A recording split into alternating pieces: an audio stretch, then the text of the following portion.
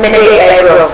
Now, what I was with the Ministry of Capacity Foundation, Capacity Foundation, sort of the Rama Broa, Ekuna 4, Wuna Unity, Empo, so I'll be now with the Capacity Foundation, or better, I saw Amo. Now, those who feel also one of that foundation, Capacity Foundation, yeah. Then they will get 054 830 2985. 054 830 2985. Attention TV SCA. Meeting Annie Akosia Status. You try your mother. Now, maybe in some hours, smoke cow. I will now.